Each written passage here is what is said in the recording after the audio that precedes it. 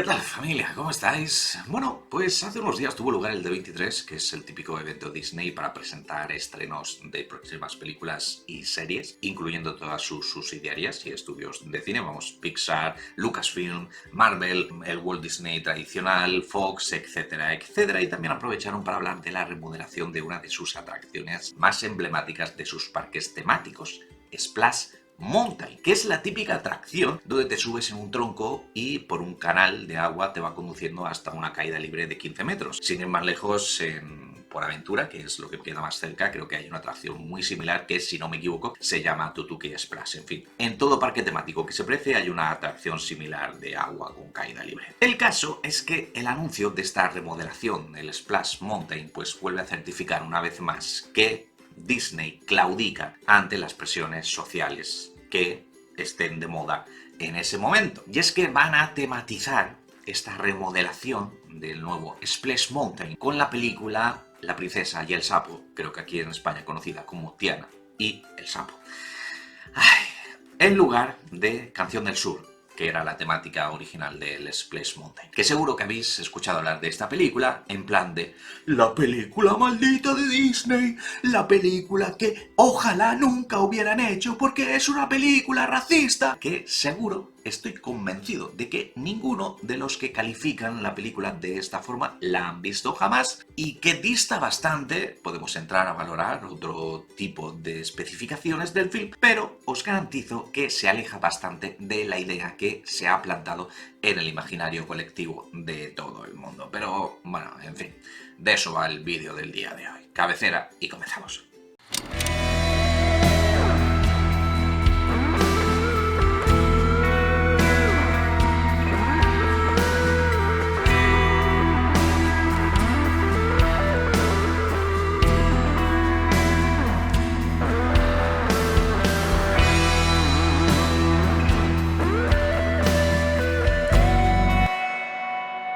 Quizás sea Vox Populi que Disney, que es la empresa de medios de entretenimiento más grande del mundo, de hecho se hacen muchos memes con el supuesto monopolio de Disney, que va a llegar un día en el que lo va a comprar absolutamente todo. Bueno, pues quizás, insisto, es conocido por todos que la empresa ha estado varias veces al borde de la bancarrota y de la quiebra, es decir, de desaparecer. Obviamente, la vez en la que más cerca estuvo de producirse este hecho fue en sus inicios, en los años 40, cuando, después de hacer posible lo imposible, o lo que es lo mismo, reventar la taquilla de todo el mundo y las expectativas de la mayoría con el estreno de Blancanieves y los Siete Enanitos, el primer largometraje de animación de larga duración. Bueno, pues después de eso sus siguientes estrenos no consiguieron tal éxito. Y esas películas fueron Pinocho, de la cual acaban de estrenar un live action del que tengo pendiente de hablaros en algún momento, y especialmente Fantasia, que Fantasia fue un desastre absoluto. Una situación que se agravó, como podéis comprender, aún más con el estallido de la Segunda Guerra Mundial, pero que Disney consiguió solapar de alguna forma con un contrato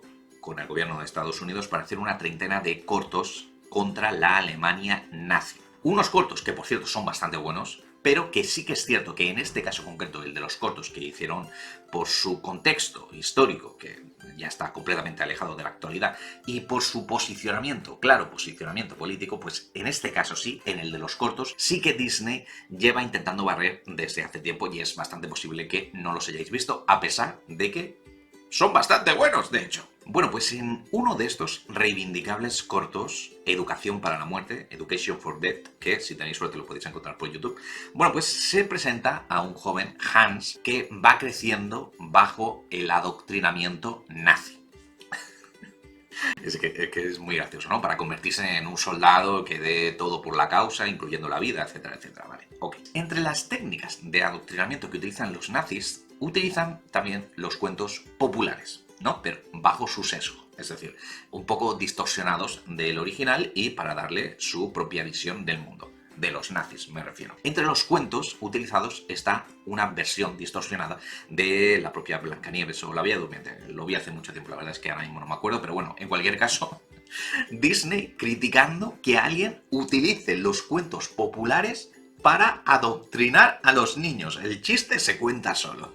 Y más tarde, en el colegio, se cuenta una fábula, en la pizarra, si no recuerdo mal, pero bueno, en cualquier caso está animado, la fábula de un lindo conejito y tierno, que es devorado por un oso y un zorro, ¿no? Y esto, según la versión de los nazis, ante el temor que le produce esta fantasía a Hans, pues los nazis le dicen que esto es una evidencia de que el mundo no hay lugar, en el mundo no hay lugar para los débiles y que solamente los fuertes sobrevivirán. Vamos, un poco parecido a lo que se ve en la maravillosa y reivindicable, o sí, haceros un favor si no la habéis visto ya, la maravillosa, insisto, Jojo Rabbit de Taika Waititi. En cualquier caso, estos personajes, los del conejo, el zorro y el oso, y las fábulas de sus aventuras que transmiten lecciones de vida, estaban sacadas de Tío Remus, que es una novela escrita por un tal Joel Chandler Harris, y que era una de las favoritas de Disney porque la había leído en su infancia. Así que, terminada la Segunda Guerra Mundial y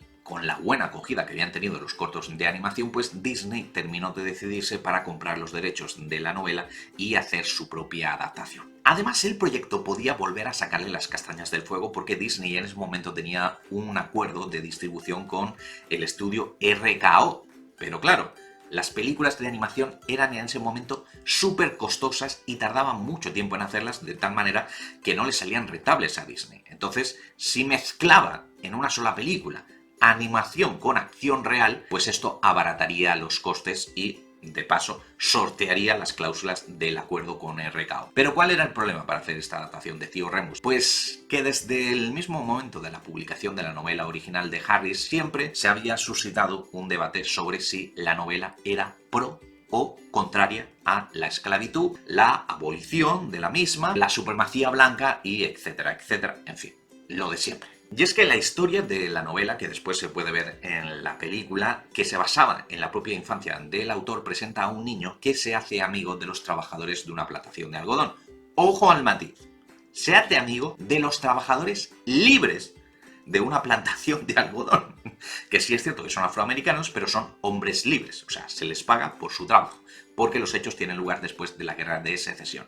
Bueno, pues el niño se hace amigo de los trabajadores y más concretamente de la figura de Tío Remus, que es un anciano que le va contando historias a modo de fábulas para que el niño pueda tomar sus propias reflexiones sobre los problemas que tiene en su día a día y le lleven a tomar buenas decisiones. Y los protagonistas de dichos cuentos eran, efectivamente, un conejo, un oso y un zorro. ¿Y cuál es el problema entonces? Estaréis pensando. Bueno, pues el problema es que debido a la cercanía con los hechos de la esclavitud y el problema que siempre ha habido sobre la segregación en Estados Unidos y etcétera, etcétera, bueno, hasta el día de hoy, pues había quienes pensaban que, al igual que hace el Tío Remus en la novela, el propio autor, Joel Chandler Harris, quería adoctrinar a sus lectores diciéndoles que qué lástima, ¿no?, que se hubiese abolido la esclavitud, cuando ser esclavo molaba muchísimo y perpetuaba estereotipos asociados a la raza negra. Vamos, a los afroamericanos, afrodescendientes o como se les tenga que llamar para no ofenderles. Vamos, como cuando a día de hoy te sigues encontrando con abuelos que te siguen diciendo que con Franco se vivía mejor. O sea, no es como que el ser humano tenga tendencia natural a recordar con nostalgia su infancia por muy putas que las pasaran entonces. O sea, pero bueno, en fin, nosotros a lo nuestro. Como todas estas polémicas no le venían de nuevas a Disney, que siempre se le ha acusado de dulcificar los cuentos que adaptaba, y había también cierta atmósfera en el aire de que habían conseguido por fin de una vez erradicar el racismo, ¿no?, personificado en la Alemania de Hitler, pues Disney dijo: este es el momento perfecto para hacer esta película, y el resultado fue Canción del Sur. Una película típicamente Disney, para nada política, para nada racista, que no solamente fue un éxito de taquilla en su día, sino que además consiguió 3 nominaciones a los premios de la Academia, de los cuales se llevó 2. Uno para la canción y otro como mejor actor para James Baskett, el actor que interpretaba al Tío Remus. Y sí, es cierto que la película, su estreno, suscitó la controversia que Disney quería evitar con todos los esfuerzos que hizo por hacer lo más blanca posible la película, nótese la ironía de las comillas. Y sí, también es cierto que hay varios episodios tristes, podía por llamarlo de alguna forma, relacionados con Canción del Sur. También es cierto que tú ves la película y en ningún momento se dice que los hechos tienen lugar después de la Guerra de Secesión, es decir, que te puedes llegar a pensar que los afroamericanos que se ven retratados en la película en realidad son esclavos de una plantación de algodón y se está glorificando la esclavitud de dichos hombres. Sin ir más lejos, porque el guión se tuvo que escribir una docena de veces, había algunas versiones en las que sí que se mencionaban varias líneas de diálogo, como por ejemplo una en la que decían, pero a estos hombres les tenemos que pagar, no son esclavos, que más allá de que suene o no bien o mal al oído, pues es cierto que ya dejaba entrever que efectivamente esos hombres eran libres. Y también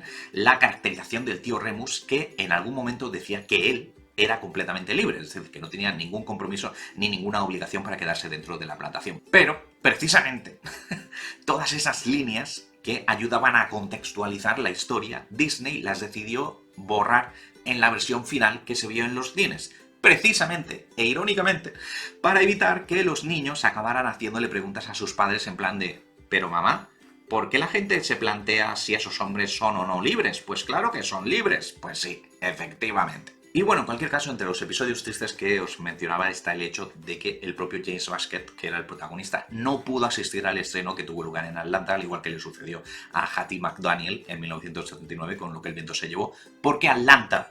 Coño, haber elegido otra ciudad también, joder. Bueno, Atlanta también, en ese momento, en los años 40, estaba sumida en una segregación racial, es decir, los afroamericanos no podían ir a las mismas salas que los blancos, sí, por muy demencial que parezca. Y otro episodio triste también es que el Oscar que le dieron a James Baskett fue honorífico. Es decir, no en la competencia oficial, por llamarlo de alguna forma, sino que fue en plan, venga va, te lo damos. Fue el primer actor masculino en recibir un premio de la Academia. Pero no solamente eso, sino que es el único actor que ha recibido un premio honorífico por una sola película. Pues sí, todo esto, insisto, todo esto a día de hoy es bastante censurable y bastante triste visto con retrospectiva. Pero de todo esto tiene la culpa Disney. Pues debo de estar loco, porque yo pienso que no. Además, que todo esto de la película maldita que Disney no quiere que veas es mentira.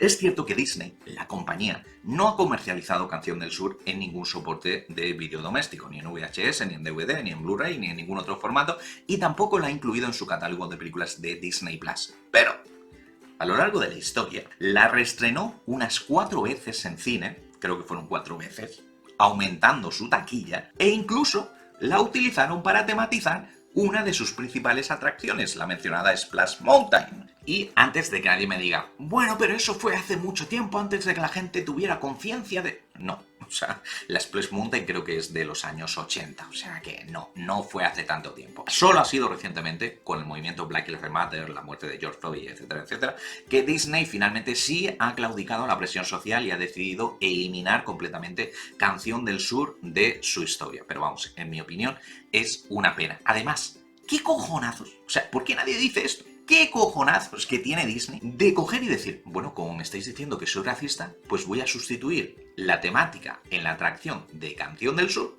por Tiara y el Sapo, que es una de las pocas princesas Disney afroamericanas o afrodescendientes o de color o como quiera que se llame, y encima vamos a hacer que los troncos están paseando por un pantano de Luisiana. O sea, todo esto más negro no puede ser, no me podéis ya decir que soy racista, o sea, ¿qué cojonazos tienes, Disney? No, si ya te lo he dicho, como pelotas de baloncesto, y nadie habla de esto. En fin, dejadme vuestra propia opinión en la caja de comentarios, que como siempre le estaré dando feedback, y yo si puedo regreso mañana. Hasta entonces, chao familia.